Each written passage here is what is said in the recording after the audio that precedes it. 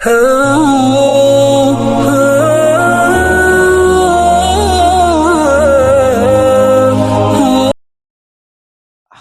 ومصليا اما بعد. زما عزیزانو نن در سره یو بل مسله هغه شریکوم، هغه چې دا د حقیقي مسله ورته ویل شي. حقیقي معنی دا ده چې کله د یو انسان په کور کې یو ماشوم یا الک یا جنۍ پیدا شي، نو د هغې خوشحالي مناوول او د هغې خوشحالي په کم شکل او صورت باندې مناوول او د هغې خوشحالي آیا پیغمبر علیه الصلاة والسلام او د هغې صحابو په کم شکل مناو کړې ده، د هغې مطابق به در سره زه هغه مسنون طریقه د عقیقې مناولو نن در سره شریکوم. محترمو، زمونږ د فقه حنفي مشهوره فتاوا چې فتاوی شامی او ابن عابدین او رد المحتار ګڼ شمېر نومونه دي په هغې سره مشهوره ده.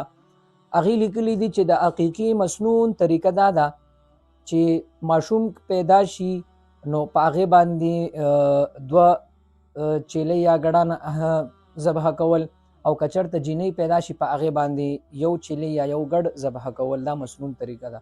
بعضې علماو دا هم لیکلي دي چې هلک وي که جینۍ وي، بس یو چیلې یا یو ګډ دا دواړه یو هم پې حلالولی شي، یو پې هم قرباني کولی شي. یو به دا. دویم دا زموږ د فقهاو لیکلي دي چې کله ماشوم پیدا شي نو اول په د مور پلار باندې تر 7 ورځو پورې د دې ماشوم نوم بږدي، یعنی 7 ورځو پورې به د دې ماشوم یو نوم خوښي هغه به ولږدي.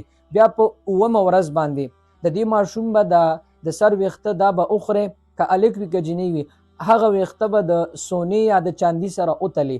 نو چې څومره سونه او چاندي د دې ویښتو په مقابله کې راشي هغه به صدقه کې، یا د هغې مطابق چې څومره چاندي د وتلله د هغې مطابق 100 روپۍ راځي هغه روپۍ به صدقه کې. دا یې مسنون طریقه ده.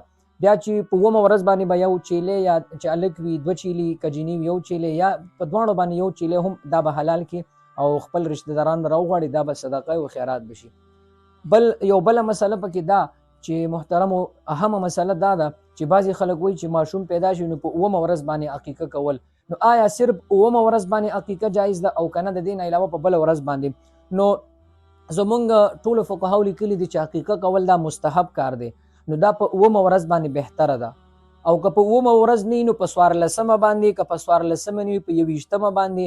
نو یعنی دغه رنګې 8 ورځې د ماشوم به 8 ورځې چې کم 8 ورځو پسې بیا 8 ورځې 8 ورځو پسې بیا 8 ورځې، نو داسې 8مه ورځ به برابرې په هغې باندې د ماشوم په سر باندې چې کومه صدقه وکړي هغه کولی شي. نو دا یې مسنون طریقه ده. نو په دې کې نور د دې نه علاوه خرافات کول او ډمان راوستل، دغه رنګې په کورونو باندې بلپونه اچول او سیرې راوړل، دا ټول فضولیات دي او دا په اسراف کې راځي. د دې نه ځان ساتل پکار دي.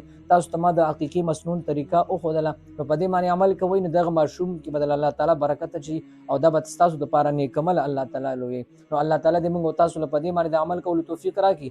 او اخره کې د بیا یو گزارش به کومه چې زموږ چینل مخکې ځان سره شریک کړي او د نور ملګرو سره هم شیر کړي، ځکه چې یو انسان ته فایده ورسي او هغه طریقه زده کړي نو د هغې ثواب کې بستا ور سره پوره حصه وي. واخر دعوانا ان الحمد لله رب العالمين.